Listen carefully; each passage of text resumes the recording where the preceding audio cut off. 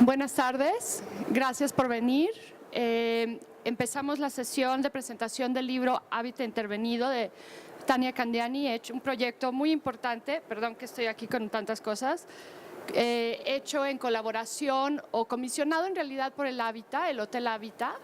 Creo que es muy importante el agradecer en primer lugar a los Misha, quien pusieron todo el esfuerzo para que se hiciera el proyecto y un deseo muy grande de ser productores de obra importante en este país, y también quien puesto todo el esfuerzo en que este libro, que se presenta varios años después de la pieza.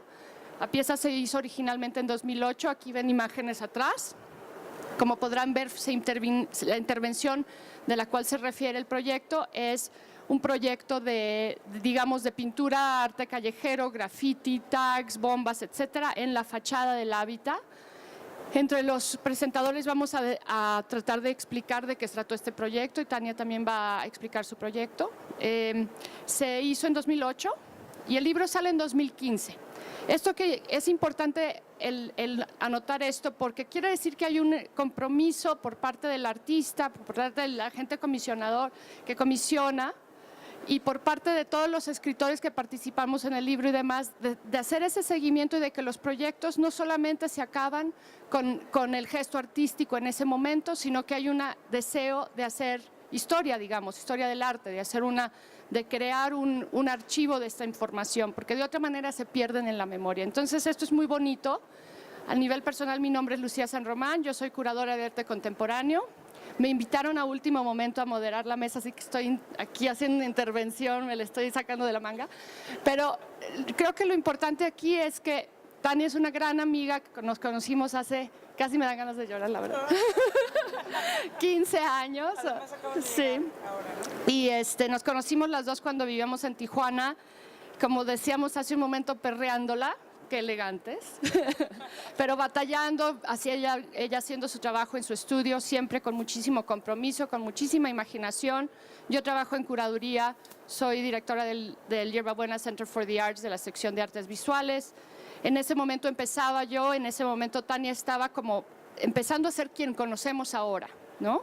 Como un artista joven tuvo un desarrollo particular.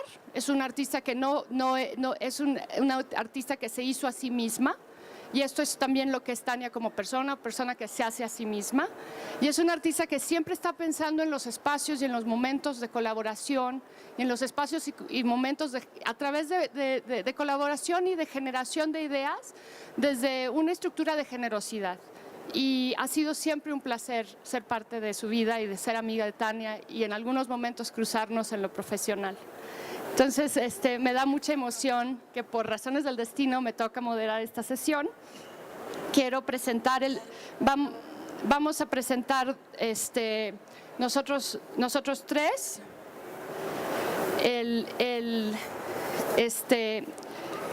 Tania Candiani, quien ustedes conocen y que vamos a entender su trabajo. No sé si presentar su biografía profesional, pero digamos que representó a México en la Bienal de Venecia el año pasado, hizo un gran proyecto para el Laboratorio de Arte de Alameda hace un par de años. Muchísima obra, muchísima producción. Y casi que no es necesario decir quién es Tania Candiani. Tania Candiani como que vive su vida de artista, ¿no? No hay separación entre la vida y el arte con Tania. Edgar Hernández, quien está aquí a mi izquierda, es un escritor, es un editor del arte de la sección de cultura de Excelsior.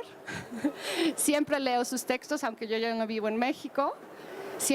A veces son controversiales de buena manera, y estamos hablando hace un momento de lo que significa ser crítico de arte, no solamente narrativizar lo que hacen artistas, sino tener una posición clara en relación al arte, lo que significa en lo personal, pero también lo que significa empezar a hacer crítica de arte en este país, ¿no? Que en muchos países no existe tampoco, no es que solamente en México, Latinoamérica, algo difícil. Entonces creo que es muy bonito tenerlo aquí, porque creo que nos va a dar una visión de la obra de Tania muy particular. Y sin más le paso la palabra a Edgar. Ok, bueno, muchas gracias. Pues me hubiera gustado tener más tiempo para dedicarle más a mi texto, pero bueno, de entrada creo que es un texto extraño y creo que pertinente para este libro. Tal vez la primera parte les cueste, bueno, ya lo leerán, ya lo escucharán. 1. ¿Desde dónde escribo? El libro Hábitat Intervenido de Tania Candiani me lleva directamente a un recuerdo viejo, de hace 11 años, cuando cubrí la última edición de Insight Tijuana San Diego, encuentro binacional que a la postre se volvería un referente de los proyectos curatoriales en México y Estados Unidos.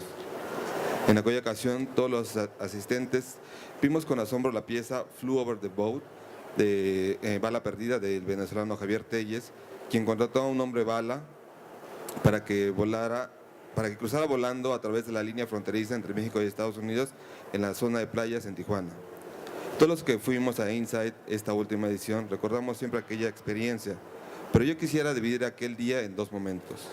El primero, claro, que es la emoción de ver en vivo aquella fútil y poética acción de mandar volando a 120 kilómetros por hora al hombre bala David Smith, quien, tras cruzar la línea fronteriza con el Océano Pacífico de fondo, aterrizó plácidamente en una red de protección del lado de San Diego, portando en la mano su pasaporte estadounidense. Pero hubo un segundo momento que incluso recuerdo más vividamente, porque fue algo más personal. Al terminar el performance, salí al borde de la instalación, pues tuve que esperar horas de pie bajo un implacable sol para poder tomar la fotografía de la acción, que al día siguiente apareció en la portada del periódico Reforma.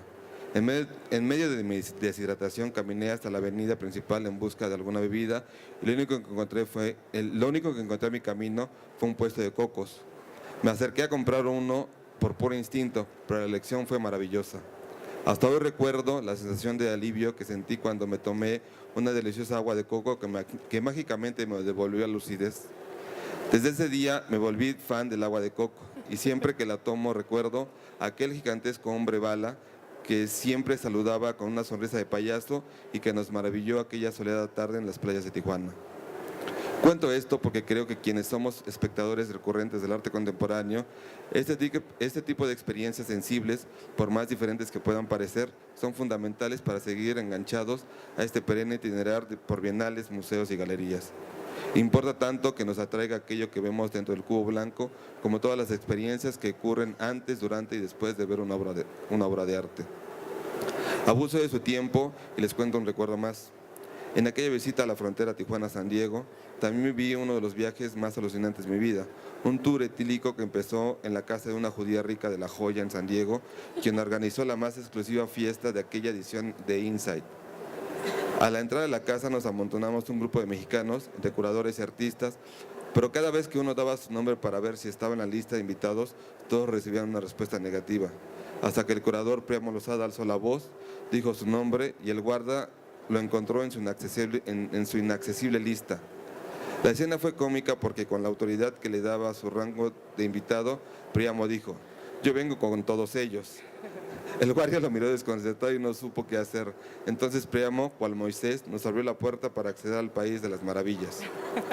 La judía rica de La Joya, me encantaría recordar su nombre, pero no puedo. Eloisa Goldenchild. Bueno, Eloisa Goldenchild. Había vuelto su garage y toda su casa en un impresionante museo de arte contemporáneo. Recuerdo que por primera vez vi gente que coleccionaba artistas chinos y que tuvieran en su sala pantallas para exhibir videoarte. También vi a través de una ventana una pintura de Francis Alice que me enseñó Teresa Margolles. Me dijo: "Mira, ahí está Alice", mientras me señalaba una pintura de gran formato. Según recuerdo, era una de su serie Hombre con peluca. Durante un rato todos estábamos muy emocionados de estar ahí, pero como suele suceder con ese tipo de fiestas exclusivas, al cabo de una hora tanto lujo y tanto arte nos alcanzó a todos y de forma unánime decidimos volver a Tijuana. Llegamos directo a la Avenida Revolución, a un antro horrible que había propuesto Teresa. El cambio de ambiente fue tan radical que era como haber estado la misma noche en Manhattan y en Calcuta. Pero el antro en la Avenida Revolución también fracasó porque era muy temprano y no había gente. El aburrimiento volvió y nos fuimos caminando a La Estrella, que según decían siempre es garantía, y ahí nos quedamos. Años después, platicando con Tania Candiani, me enteré que aquella noche ella también había estado en aquel viaje con Priamo, con Teresa y con todos los que salíamos corriendo a la perfección de la casa de La Joya para tomar una cerveza en La Esmeralda. Me emocionó mucho saber que Tiana y yo compartíamos este tipo de historias, aún sin conocernos. Pero además, cuando rastreamos en la memoria, me acordé que también había estado en su casa en Tijuana, que me habían llamado la atención las cortinas de su casa, porque no eran cortinas, sino una suerte de patrón o partituras antiguas que después volvería a ver en una de sus obras. Pero lo que más disfrutaba de hablar con Tania y de escribir sobre su trabajo era que con el paso de los años iba descubriendo que los dos éramos unos transfugas que no veníamos del mundo del arte, sino que teníamos otra formación, más vinculada a la escritura, que indiscutiblemente definía nuestra forma de participar en esto que genéricamente llamamos arte contemporáneo. Creo que ambos siempre nos hemos esforzado en reafirmar ese origen diferenciado de quien no proviene de una escuela de arte o de una carrera de historia del arte. Dos extraños en un mundo salvaje. 2. No me gusta el graffiti. Sé que mi relato parece no tener nada que ver con el libro que hoy nos convoca, pero recupero estos recuerdos porque quiero enfatizar la forma en cómo la experiencia personal y cotidiana define en muchos sentidos nuestra aproximación sensible al arte y a los artistas. En 2008, cuando vi en el corazón de Polanco la intervención Hábitat Intervenida de Tania Candiani, lo primero que me vino a la mente fueron numerosos recuerdos de mi infancia, ya que cerca de mi casa siempre hubo grafitis. Yo nací y crecí en Iztapalapa, una de las 4 delegaciones más marginales y sobrepobladas de la Ciudad de México, según reportes de la Secretaría de Desarrollo Social del gobierno local. En Iztapalapa, como podrán imaginar, los grafitis no están hechos como parte de un proyecto artístico como ocurrió en 2008 en Polanco. De donde yo vengo, los grafitis refieren a aquello que los genera, su marginalidad. Sin importar que se exhiba dentro de un museo o que se publique en un libro, el grafiti sigue siendo para mí un lenguaje que tiene que ser agresivo y violento para cumplir con su función, ya sea el de marcar un territorio o expresar el descontento que viene implícito dentro de su marginalidad. En 2008, cuando vi Hábitat Intervenida, no sentí ninguna empatía por la intervención de Candiani. Me parecía que de forma paternalista intentaba domesticar algo salvaje, como quien adopta a un perro que durante mucho tiempo ha sido callejero, bajo el supuesto de que será más agradable que uno que se compra en una tienda de mascotas. Pero la verdad es que en aquel tiempo no conocía a Tania y no habíamos discutido a fondo su proyecto. Fue años después, cuando en Mancuerra con Imbal Miller nos dimos a la tarea de publicar un libro sobre arte público en la Ciudad de México, que me di el tiempo de hablar con Tania y discutir un poco más a fondo de su trabajo con el graffiti. De entrada debo decir que ahora sé que Tania, al igual que yo, no ve en el graffiti una obra de arte, sino que tiene claro que se trata de un lenguaje, un tipo de escritura que tiene un discurso muy concreto y funcional que sirve para marcar un territorio. Por eso celebro que cuando grafiteó el Hábitat no recurrió a diseños figurativos o de cómic que vuelven al grafiti una cosa de diseño, sino que se concentró en las formas más duras y directas de dicho lenguaje, las bombas, el tag y toda esa escritura que está cancelada para aquellos que no compartimos su código encriptado. Ahora sé que Tania no quería domesticar el grafiti para decorar el Hábitat. Para eso los arquitectos ya lo habían echado muchas ganas y no tenía sentido ponerle un moño más al vestido rosa de la niña. Su intervención tenía misiones políticas que eran más trascendentales. Tania lo que quería era conquistar, aunque fuera de forma simbólica, un espacio que no se puede llamar público porque pertenece a una clase social muy concreta que no entienden ni les interesa hacer grafitis, aunque por moda los consuma. Pero este hallazgo del grafiti, ella misma lo relata en el libro, lo tuvo en Tijuana, en aquella mágica ciudad que no solo nos llevó del lujo y la opulencia a la rival y la cerveza barata en una misma noche, sino que también nos mostró el encanto y el potencial político y estético de un lenguaje como el graffiti que, sin ser agradable a la vista,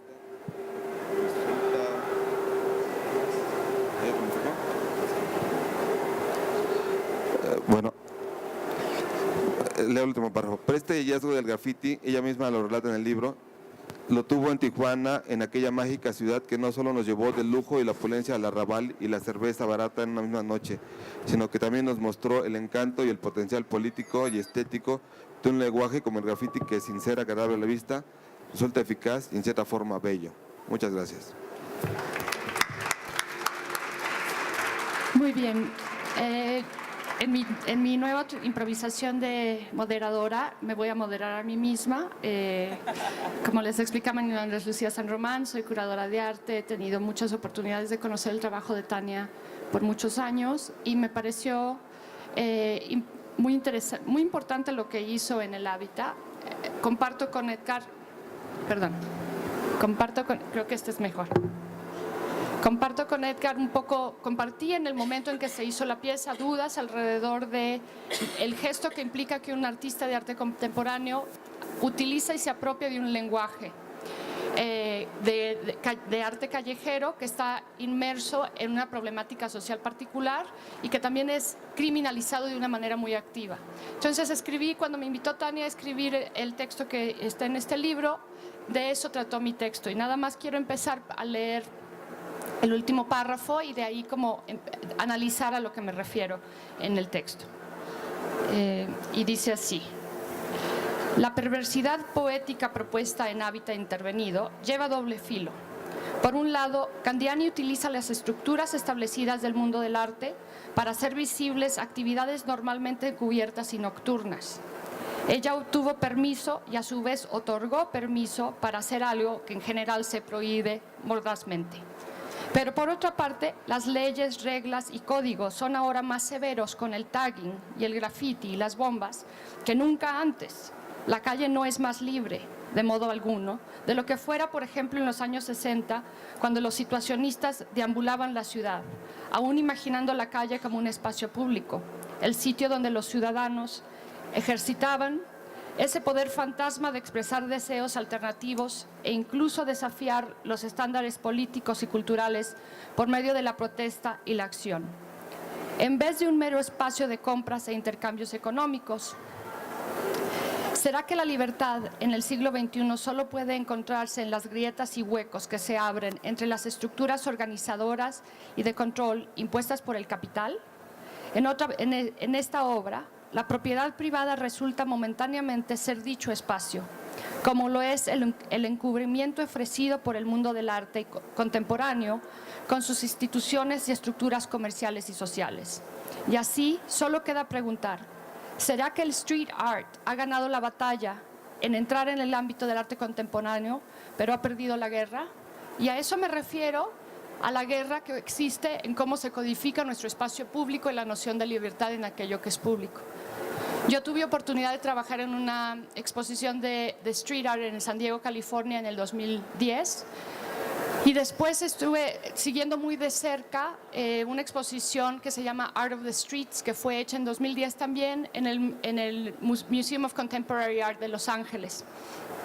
Y me pareció muy interesante, estos 2 años después de la obra de Tania, me pareció muy interesante que, digamos que de 2008, 2009, 2010, 2011, hubo un concertado esfuerzo por parte de curadores, directores y aún artistas de arte contemporáneo que están entrando al sistema de street art, que están entrando al sistema de arte contemporáneo. Por ejemplo, sabemos que Shepard Fairey vende su obra muy cara en ferias de arte. Shepard Fairey, quien en Estados Unidos también hacía pegatinas y demás, y que muchas veces se ha visto perseguido por la ley.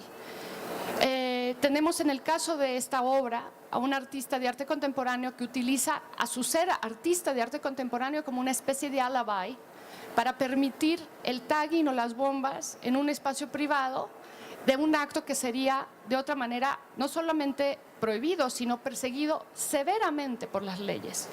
También en 2010, al mismo tiempo que el arte contemporáneo asume la energía de libertad del street art, las leyes, al menos en Estados Unidos, que es el espacio donde yo he trabajado más, se hacen muy, muy fuertes en contra de los grafiteros, por decirlo así. Y se hacen sistemas de surveillance, sistemas dentro de los cuales se utiliza, por ejemplo, la fotografía a un nivel nacional, se fotografían los tags y entran a un sistema digital, a un sistema basado en una red de internet, en la que el mismo grafitero o tagger puede ser encontrado en todo el país, con 3 tags que se identifican con un solo individuo. Ese individuo puede tener hasta 4 años de cárcel.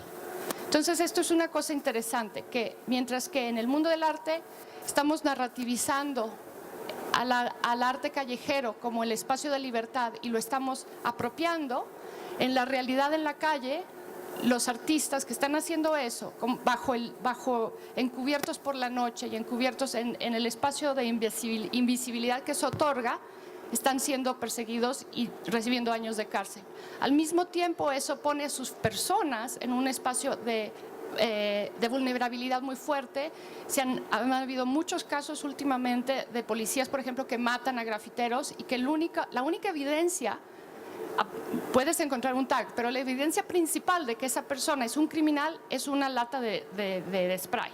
Entonces, aquí hay una cosa interesante que sucede a nivel arte contemporáneo y a nivel la relación con el espacio, con la criminalidad y la falta de ley y digamos, la utilización de las leyes contra los ciudadanos, que no es, opera dentro de la obra de Tania, para mi lectura, de una manera interesante, que es que la figura de Tania que ella ejercita es una figura, como dije, de una Levi, o que digamos que la utiliza como facilita esa acción por medio de otros artistas. Aquí está Sombra, por ejemplo, que participó en el proyecto, y ahorita me estaba platicando él que él ahora hace murales porque mejor, nos podría platicar un poco más, pero también porque la acción de hacer street art se vuelve, o de hacer arte callejero o de hacer grafitismo, se vuelve más peligrosa para él, y también porque hay como gente de clase alta, fresas, que están haciendo eso y que pagan a los policías, al menos en México, para que no los persigan. Pero, ¿qué pasa con Hábitat? Eso es, por un lado, esa acción de Tania de utilizar a su figura para generar un espacio de creatividad y de presentación de un tipo de acción pictórica que no se permitiría en ningún otro momento. Eso es una. Lo otro que sucede es que esta obra tiene esta cosa ambigua, que es que en un espacio altamente privado, que es un hotel para gente de clase alta, se vuelve momentáneamente público. Y lo que nos muestra es exactamente lo opuesto, nos muestra lo no público de nuestro espacio público, como contraste, ¿no? Entonces, si solamente se pueden hacer actos públicos a partir de accionar la autonomía artística, ¿qué pasa con el espacio público real? Eso es otra cosa. Y creo que al final, en relación a la obra misma de Tania, también aquí hay una serie de cosas que se generan. Tania muchas veces se apropia de ciertas estructuras existentes para hablar de otras. Siempre hay una poética y un uso de la imaginación y una especie de conceptualización de sistemas que en su totalidad rebasan los límites de lo que acabo de describir. Entonces, los límites son la relación público-privado, la criminalización de individuos. Pero Tania creo que hace, en su trabajo en general, como que se ancla en el sistema en sí, es decir, no es solamente una ocurrencia. Y no es necesariamente que ella estaba pensando en estas cosas cuando ella estaba creando la obra. Lo que estaba pensando, me parece, y nos puede explicar un poco más, es tal vez estaba pensando en cómo puede haber una especie de visualidad sinfónica heterogénea en un país como el nuestro. Yo soy mexicana pero pocha. En un país como el nuestro, que es altamente racista y altamente clasista. Y creo que de ahí sale la fuerza de este proyecto, con todas sus ambigüedades y sus tensiones. Y bueno, por último, no sé, leo tu biografía. Bueno, voy a leer tu biografía, porque me parece muy bonito. Ok. Es un poco larga la biografía de Tania. Bueno, voy a decir, entre sus proyectos individuales destacan Cromática del Museo de Arte Contemporáneo de Oaxaca en 2015, 5 variaciones de circunstancias fónicas y una pausa del Laboratorio Arte Alameda de Ciudad en 2012, el Kiblix Festival en Eslovenia, Serendipia en el Centro Museo Vasco de Arte Contemporáneo, en otros sitios también. Hizo una Magdalena Estudios y otros estudios de campo, Flores Natura Bogotá 2013, en Querétaro Tania Candiani From the Floor Plans to Confection Patterns, Apartment Houses in New York City, perdón, eso es en Nueva York, y Hábitat Intervenido 2008. Y la biografía y el CV continúa creciendo. Estos son proyectos especialmente 2013, 2014, 2015, que yo no sé cómo le hace, porque es una energía impresionante y proyectos que crecen y crecen y se multiplican. Y bueno, con eso, Tania. Gracias. Gracias, Lucía. Gracias, Edgar.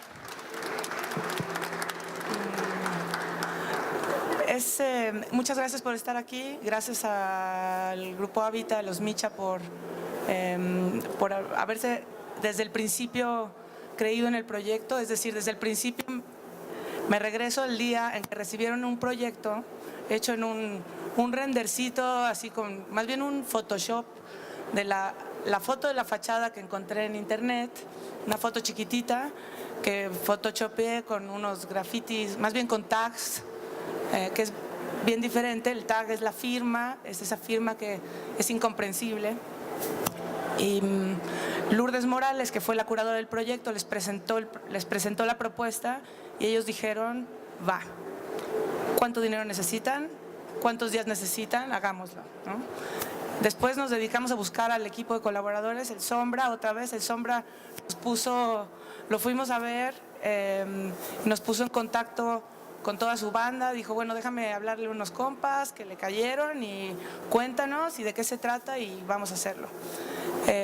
Desde el principio, a mí, tal como Edgar platicaba, lo que me interesa mucho del graffiti es su parte, por un lado, su parte literaria, la posibilidad de comunicar entre líneas que puede tener, pero también su parte de código, como la ciudad, toda la ciudad está escrita en este código a la que uno tiene la posibilidad de como meter un chip para observar y poner atención a los códigos que van saltando desde un espectacular hasta una barda, hasta un bajo puente, acaba por ser una especie de cartografía escrita de territorio y de furia, ¿no?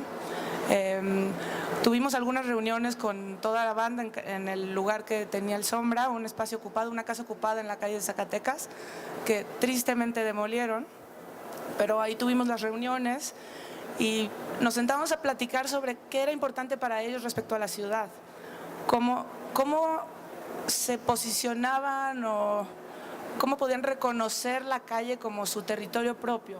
Entonces hablaban de recorrerla, de caminarla, de subirse al metro, de conocer las estaciones, de tener claras sus rutas y, por supuesto, de identificar con su firma los sitios comunes, más bien sus sitios propios de ellos, ¿no? Que ya habían firmado, ¿no? La dinámica de ir tachando y conquistando al conquistado, que ya todos conocemos, que tiene que ver con el taguear, es interesante, pero yo les preguntaba cómo podían ellos, todos nosotros que en ese momento nos formábamos una especie de colectivo de pensamiento para hacer un trabajo, cómo poder utilizar esa visibilidad que puede otorgar un tag, una frase rayada encima de un espectacular que es visible desde el segundo piso y también desde todas las casas alrededor.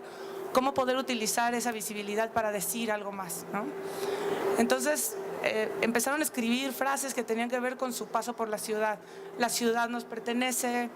Yo les decía que la intervención en el hotel, en los muros del hotel, era como ser huéspedes temporales, utilizando la fachada.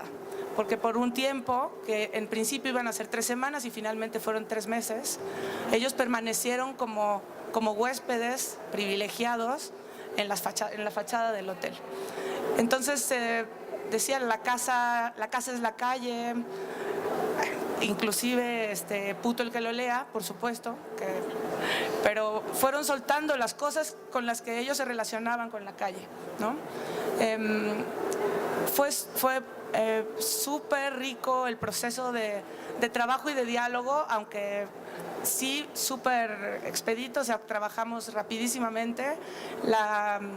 El hotel se pintó en su totalidad en 3 días, pero por supuesto el primer día algún vecino mandó llamar a la policía porque pensó que la gente del hotel no se había dado cuenta que estaban pintando sus muros, ¿no? Entonces, de hecho, hubo que dar mordida para que no se llevaran a uno de los chicos. En realidad estuvo en la patrulla un rato, se le tuvo que pagar a los polis para que lo liberaran y pudiéramos seguir con el trabajo. Me quiero regresar un poquito más también a la mención que hicieron también tanto Edgar como Lucía sobre Tijuana. Tijuana me marcó la vida para siempre. Viví 15 años en esa ciudad que tiene un caos y una fealdad que me enseñó a entender que la fealdad es exquisita y tiene una estética que a mí me conquista. La estética trashy, así como medio de basura, medio cochinota, exacerbada y autogestivo y de barroco bestial, ¿no? Entonces, la primera vez que yo cuando mi ojo se entrenó para empezar a ver la ciudad a través de sus tags, fue por un edificio que había en la calle Cuarta en el centro, que era un edificio de oficinas así de vidrio café, bastante feo, de 4 pisos, y un día en la mañana apareció con una línea blanca cubierta con un lenguaje que a mí me parecía precioso, una caligrafía contemporánea bestial, que gritaba algo ahí en el último piso. Al siguiente día, como si hubiera estado hecho por una impresora de estas de antes que imprimen así en línea, la segunda línea, y así quedó cubierto el edificio en 7 días con 7 líneas. No, ¿quién sabe de qué métodos se agencian la banda en la noche para poderse descolgar, aun cuando la gente del edificio ya se había dado cuenta de que estaba siendo tomada por esta caligrafía, ¿no? Después de ver ese edificio de ese modo, ya no volví a ver nada más. Es como cuando uno ve un cierto, no sé, dicen que cuando las mujeres creen que están embarazadas, ven carriolas por todos lados. Bueno, la que yo vi el graffiti en esa fachada, no dejé de ver el graffiti en cualquier sitio, como que mi ojo se entrenó para reconocerlo. Entonces, parte de las fotografías que se encuentran, que están en el libro y que ilustran los textos, más que ilustrar, acompañan los textos y los ensayos, es en mis viajes, cada vez que veo un graffiti o un tag, trato de retratarlo. Este no es el único trabajo que he hecho con tagueros y grafiteros, pero todo el trabajo que he hecho en adelante, que se conecta con ello, definitivamente tiene que ver con el lenguaje y tiene que ver con esto que comentaba Edgar, que yo empecé como escritora, estudié letras y mi entrada al mundo del arte fue totalmente casual por Tijuana, otra vez, ¿no? Entonces, creo que paro aquí para poder empezar a platicar. Sí. Tengo en realidad unas preguntas, más bien podría invitar a Sombra. ¿Sí? Sombra, ¿te interesa? Tengo una pregunta para ti. ¿Quieres entrar? ¿Cómo? Sí. Bueno, otra vez, acá con nosotros está Sombra. Estoy muy feliz de que haya accedido a venir. Habíamos invitado... ¡Bravo! Sombra hizo toda la labor de PR para podernos conectar con toda la gente. Me introdujo a sus amigos que confiaron en mí y en Lourdes para hacer el proyecto y la pasamos re bien y gracias, Sombra, por estar acá. Me interesaba como saber cuál fue tu experiencia del proyecto, porque Tania nos ha platicado la experiencia del proyecto desde su perspectiva y creo que como participación y co-creación es una parte tan importante del proceso de Tania. Me interesaba saber cómo lo viviste tú y qué aprendiste tal vez de eso. Pues para mí lo importante del proyecto fue que fue como muy respetuoso, no fue como lo hizo José Luis Cuevas, que para José Luis Cuevas fue como contratar a 5 monitos que pintaban y salían y hacían cosas en la noche.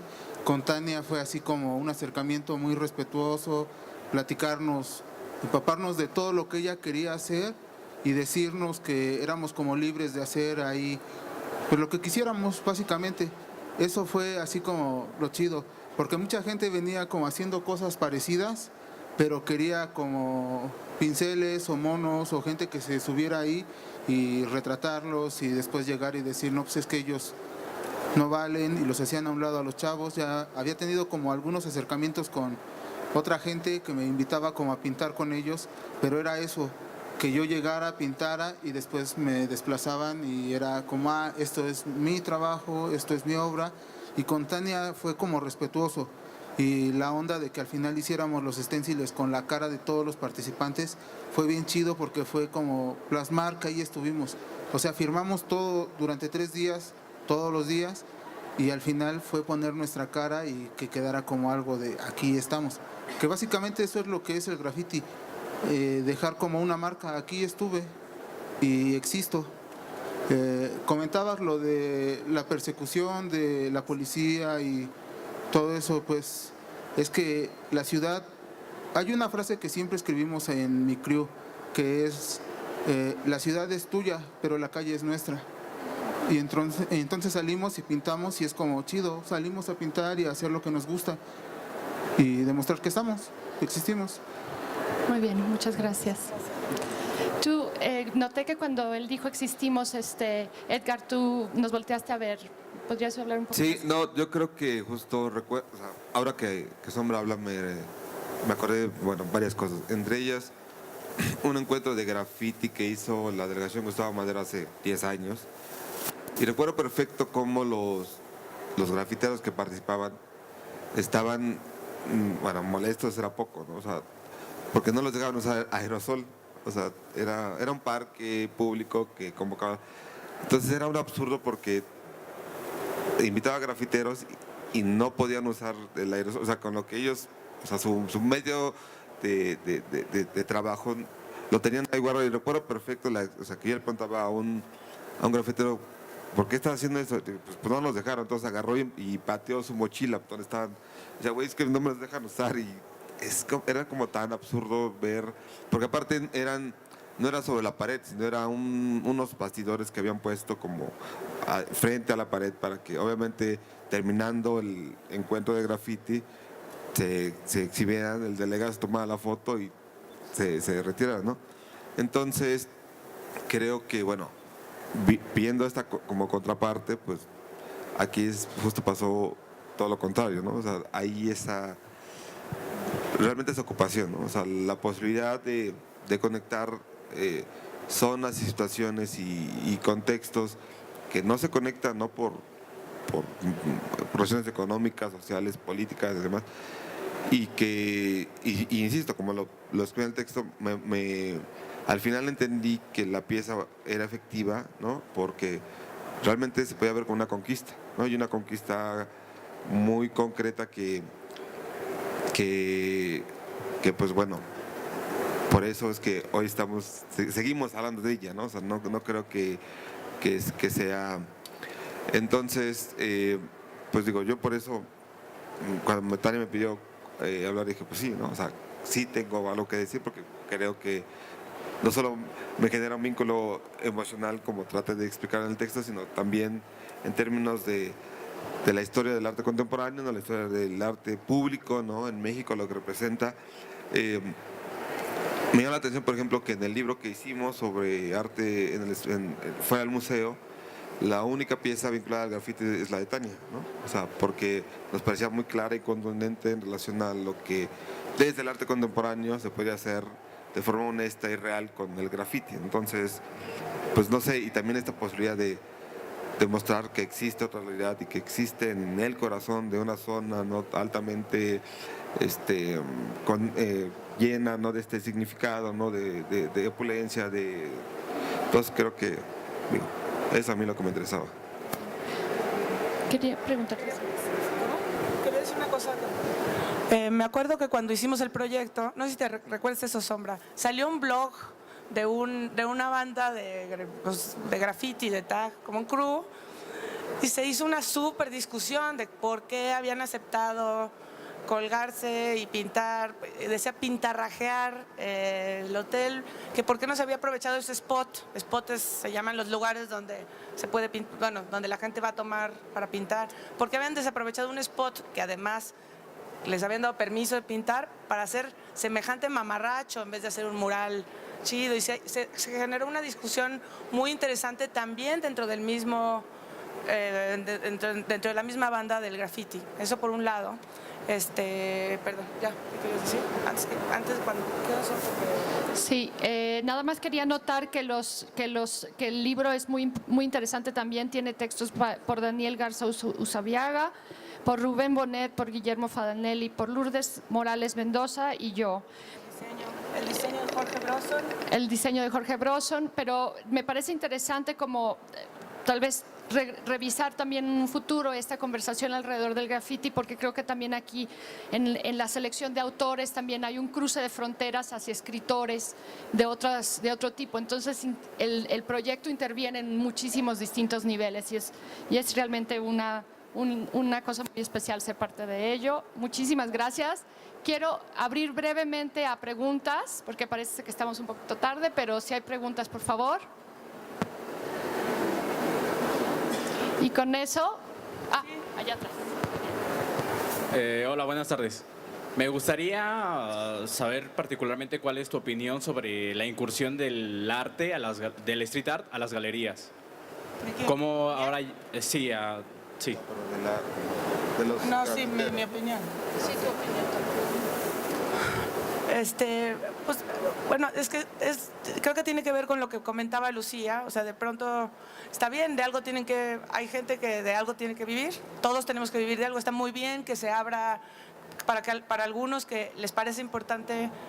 Más bien no, es importante. O sea, si su trabajo llega a una galería y pueden vivir de ello, está muy bien. Lo que sí creo es que es muy distinto el tipo de arte que se comercializa, el tipo de graffiti que se comercializa en una galería, que de lo que estamos hablando aquí. Aquí estamos hablando más como de esta apropiación de la calle a través del decir, existo porque estoy marcando un territorio. Y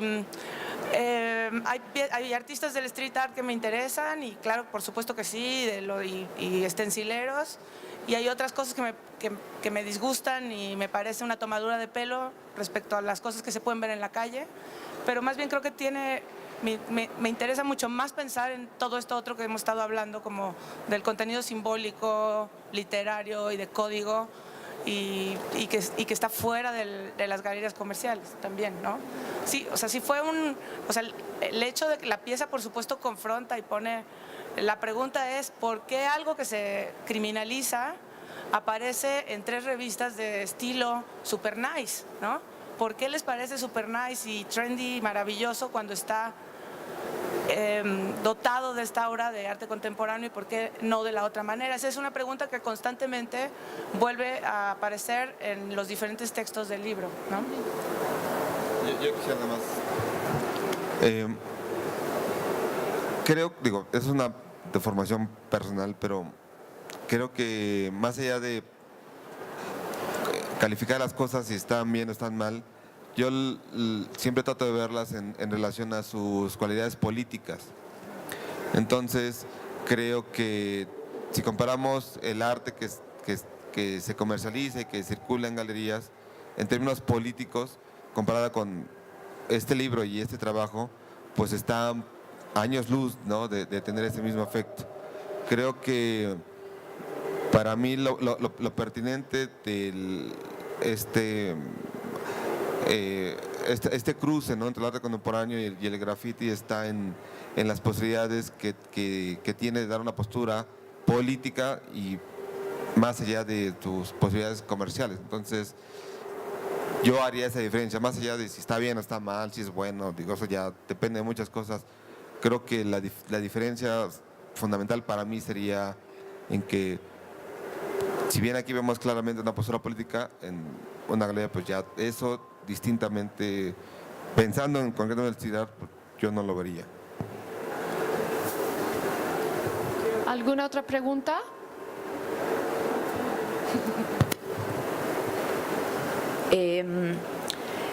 Tania, creo que este proyecto sucede en un momento como de transición en tu trabajo. Tú habías estado haciendo antes un trabajo con una carga de género importante y me gustaría, tomando las ideas de Lucía sobre la apropiación del espacio, cómo se hace público el espacio, y pensando en la Ciudad de México, donde ser mujer en el espacio público es algo bastante complicado y diferente respecto a si eres un hombre. ¿Cuál es tu experiencia en este proyecto? ¿Qué pensabas? Y también tú, como mediando a un grupo de artistas que, aunque veo en los esténciles la imagen de una chica es predominantemente masculino y es una práctica que pienso, no sé, pero es predominantemente esperado, permitida para los hombres, pero no necesariamente para las mujeres. No permitida, pues, pero esperada, no sé. Sabes que ni siquiera no lo noté al trabajar con ellos. No es algo que ni que me hizo sentir incómoda, ni que sentí que tenía que... O sea, nunca me sentí incómoda trabajando con un grupo de hombres, ni sentí que había que pensar en incluir más mujeres, buscar mujeres tagueras para hacer una especie de representación de género en el oficio del graffiti. Como que por ese lado no es algo que tenga considerado per se o lo considere antes de pensar o planear un proyecto. Evidentemente, como mujer, pues vives y eres consciente de quién eres y siento la incomodidad de pronto de que no es lo mismo ser, o sea, es totalmente distinto moverte como mujer que como hombre, pero precisamente por el trabajo que estuve haciendo antes creo que aprendí a entenderlo de esa manera y seguir adelante. O sea, no es algo que vuelva a cuestionarme, y menos en un trabajo que está pensado hacia la calle, el territorio me parece que es multigénero, es decir, es más la gente que el hombre, la chica, sí, va por ahí. ¿Me gustaría agregar algo? No me gustaría agregar nada, me gustaría simplemente agradecerles su participación y su paciencia. Y ella quiere decir algo, pero nos tenemos que ir. Rápido. Les quiero decir que tenemos afuera está el libro a la venta, para quien lo quiera. Agradecer de nuevo al Grupo Hábitat y a la editorial Arquine, que son nuestros coeditores, y por supuesto a Jorge Broson, que hizo un trabajo precioso de diseño del libro, que es súper coherente con los contenidos. Échenle un ojo. Gracias a todos por estar acá. Gracias a los que me acompañaron en el panel. Buena tarde.